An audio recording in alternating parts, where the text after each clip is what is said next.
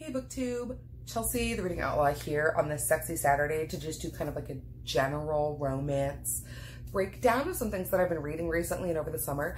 A lot of these things I've already talked about before, but I know that a lot of you guys who watch me here don't necessarily listen to podcasts, so you would not necessarily have heard me talk about these books, or at least not all of these books.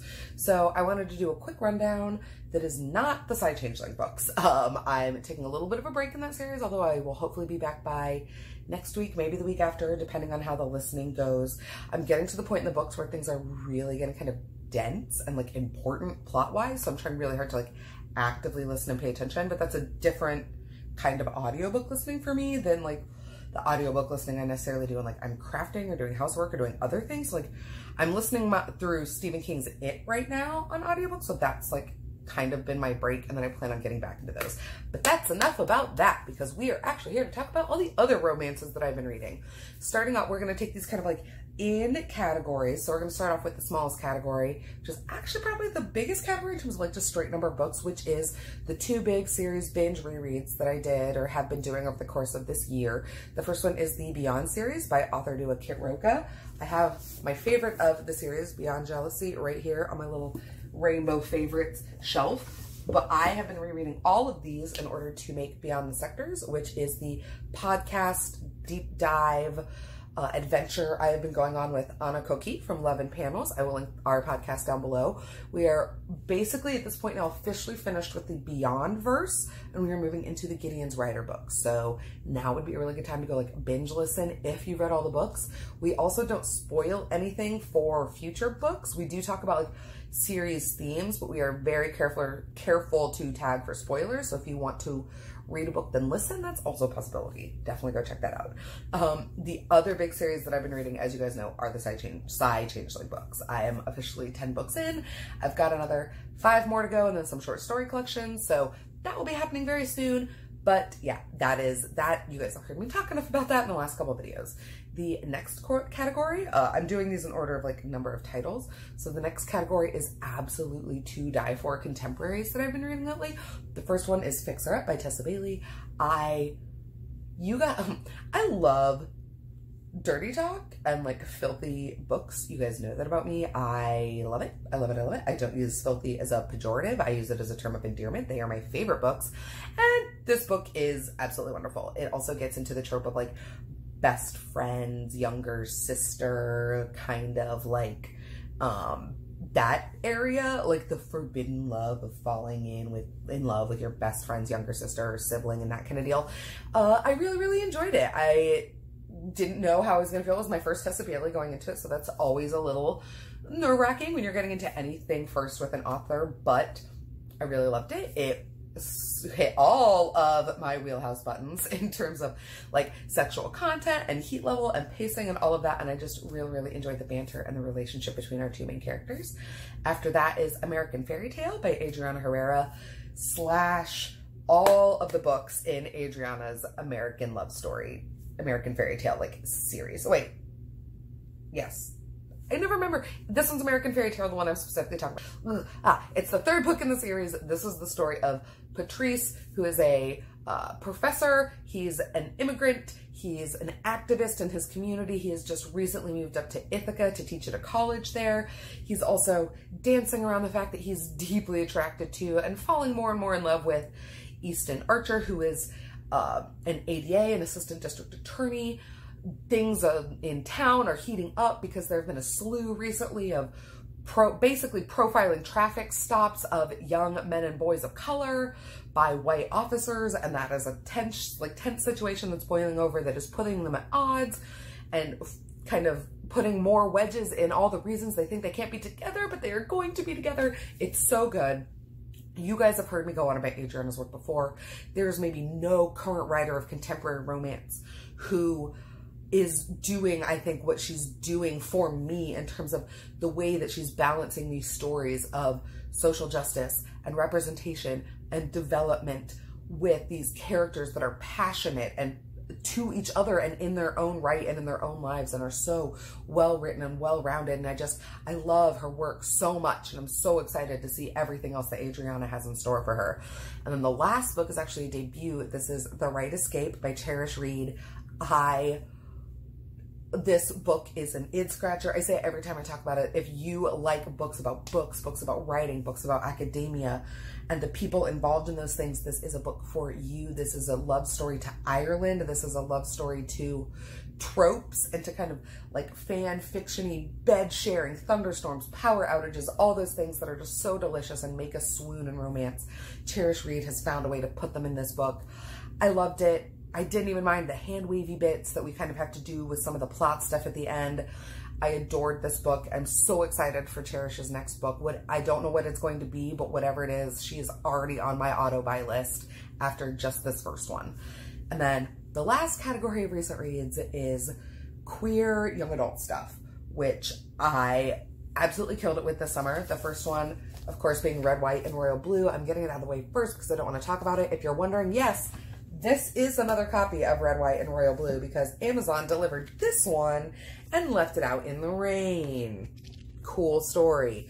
So they sent me another one. This nice, neat one. So I don't know what I'm going to do with this one. I will probably donate it to a local little free library because like it is bent and like water damaged, but it's not all the way through and it's not moldy, which is the main thing. So it's not like a harmful book. It's just an unattractive book. So I will probably end up giving it to my little free library. But you guys know what this is about. You've heard me talking about this. The other books that I read that are like queer YA romances, the next one was Autobiography by Christina Lauren. This was a reread. This time I listened to it on audio. I love this book. This is a book that explores faith systems, belief, queer identity, coming out to family and friends, and the decision to do that at different times with different people and what coming out can mean. This is the story of Tanner, who is out to his family but has to go back in the closet when his liberal family moves to Provo, Utah. He is enrolled in a seminar in which he, as a senior in high school, is going to write a book in a semester. And in walks Sebastian Brother, who is a former student who wrote a book and published it, who is now like a semi-local celebrity, who is back to teach this seminar again. He is falling in love with Tanner. Tanner is falling in love with him, and they are both trying to figure out how that works with Sebastian's Mormon faith.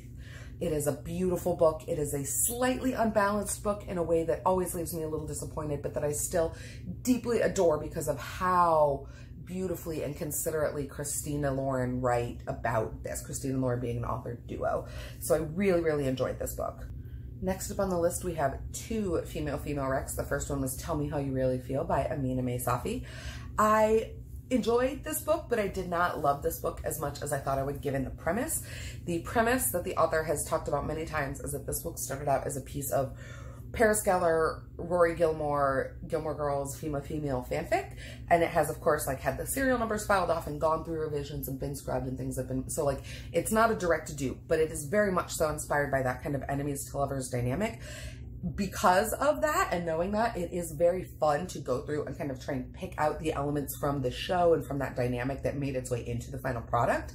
Again, the pacing of this one was a little off for me in terms of the amount of time that the setup is done for why these two have to end up working together on this school project versus then the amount of time that they spend actually working on the project and how that evolution kind of happens.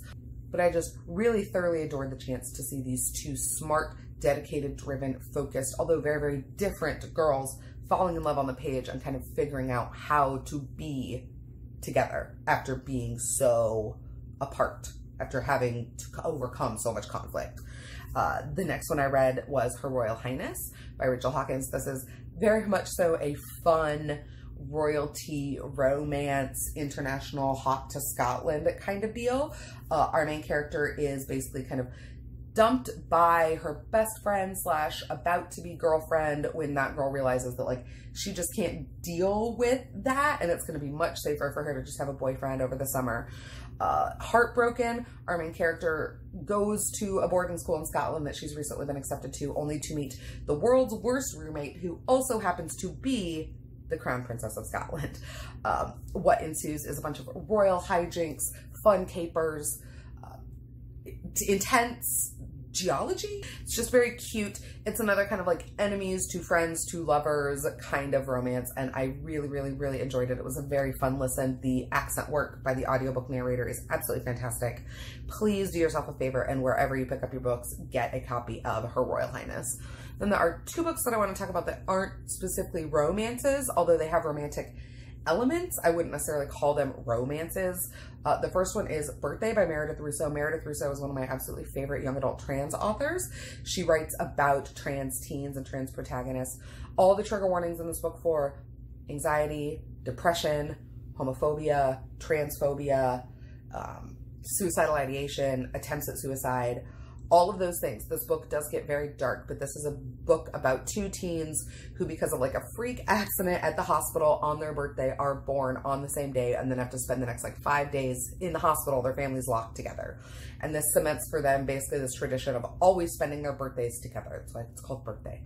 So we get to see these two teens as they grow throughout different birthday points throughout their lives, as one of them goes through the process of reckoning with his trans identity and how that affects his relationship with this friend who for so long has been in this different category. It's really, really beautifully handled, and I really, really love Meredith Russo's writing, and as hopeful as it can be for as dark and intense as the subject matters she writes about are. And then the last one I picked up is another one that I had to pick up in physical copy. This is I Wish You All the Best by Mason Deaver. This is a non-binary, contemporary young adult story by a non-binary author about Ben and Nathan. Ben has just come out to their family about being non-binary, and they have kicked them out.